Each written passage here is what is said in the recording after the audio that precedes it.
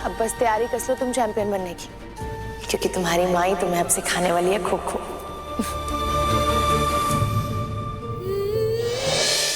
पुरानी बातें याद करना बहुत तकलीफ देता है, इसलिए भूलना चाहती थी। लेकिन खो खो हमारे लिए सिर्फ खेल नहीं था, हमारे खून में, हमारी सांसों में बस गया था वो। हम जब छोटे थे तभी हमारे पिताजी गुजर गए। माँ बीमार रहा करती थी, पढ़ने का मौका तो कभी मिला ही नहीं हमको।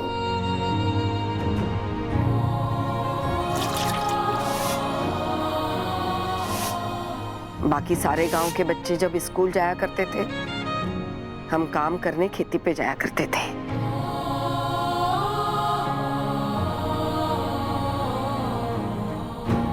एक दिन पता चला आसपास के इलाके में खो खो की प्रतियोगिता हो रही है और इनाम रखा है 1000 रुपया। हाँ, बस 1000? अरे नहीं नहीं बिट्टो, उस वक्त 1000 की कीमत बहुत हुआ करती थी। फिर क्या था, जो तुम करते हो वही हमने किया, कूद पड़े मैदान में। अकेले? नहीं नहीं बिट्टो, गांव की बहुत सारी लड़कियां इकट्ठा की हमने, लेकिन वो भी काम इतना आसान नहीं था। कहा है कि उस वक्त लड़कियों का खेलना कूदना शर्मनाक बात मानी जाती थी, इसलिए गांव वाले बहुत खिलाफ थे। लेकिन हमारी माँ हमारे साथ डट के खड़ी रही। फिर आया प्रतियोगिता का दिन। उस दिन सब लोग जीतने के लिए दौड़ रहे थे, लेकिन हम दौड़ रहे थे सिर्फ 1000 रुपए के लिए। कहा है कि बाबूजी का कर्जा चुकाना था, माँ के इलाज के लिए पैसे इकट्ठा करने थे। फिर मिले 1000? मिले 1000 रुपया मिला, ऊपर से एक ठो मेडल भी मिला।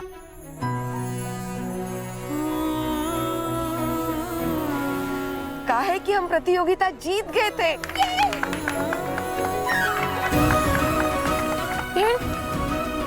उसके बाद तो खो खो हमारा जुनून बन गया। एक के बाद एक हम प्रतियोगिता जीतते गए। हमने हमारी माँ का नाम रोशन किया। उस वक्त खो खो की दुनिया में हमारा नाम बहुत मशहूर था। माँ, फिर क्या हुआ आगे? आगे आगे हमारी शादी हो गई, सारे अरमान टूट गए। हम वो राष्ट्रीय स्तर तक खेलना चाहते थे, वो नहीं कर पाए। फिर एक दिन हमने तुम्हारे अंदर खो खो के लिए वो ही जुनून देखा, तो फिर हमारे सारे पुराने सपने जाग गए। हमको ये मालूम नहीं कि हम तुमको खो खो सिखाने के लायक है कि नहीं, लेकिन हम ये जरूर जानते हैं कि हमारी माँ उस वक्त हमारे साथ जैसे खड़ी थी ना, ऐसे हम तुम्हारे साथ खड़े रहेंगे। हाँ।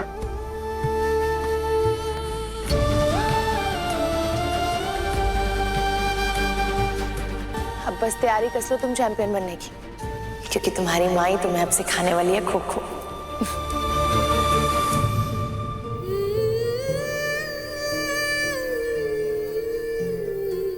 हम जानते हैं आप हमसे बहुत प्यार करती हैं, हमें जीतता हुआ भी देखना चाहती हैं।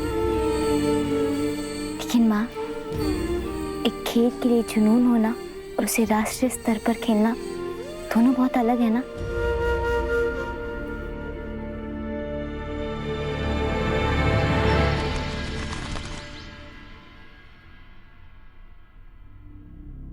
माँ, एक बार तो बात सुन लीजिए मेरी।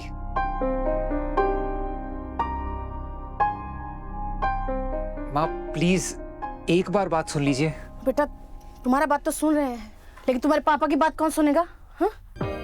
आज जो कॉलेज में हो उसके बाद कह दिए हैं कि तुम्हारा कपड़ा लत्ता समेट दें लखनऊ के लिए, और तुम्हारा रिश्ता भी वहीं होगा, उसी लड़की से जिसको पसंद किए हैं, और तुम भी अब वहीं रहोगे। हाँ माँ, सहना बहुत अच्छी लड़की है। मुरली बेटा, तुम हमको इस तेज दुनिया में रहने दोगे कि नहीं? अपने पापा से डांट खिलाओगे खाली बस। अब तुम्हारे कहने पे 2-2 बार मौका दिए कि नहीं दिए, और क्या नतीजा निकला? तुमको शायद याद नहीं है, तुम्हारे पापा आज तक तुम पे हाथ नहीं उठाए हैं, और तुम उनके सामने किसी बच्चे से मार खा लिए। एक्सीडेंट था वो। तो तुम क्या चाहते हो, ऐसा एक्सीडेंट तुम्हारी माँ के साथ भी हो जाए? माँ आप रहने दीजिए, हम ही बात कर लेंगे पापा से।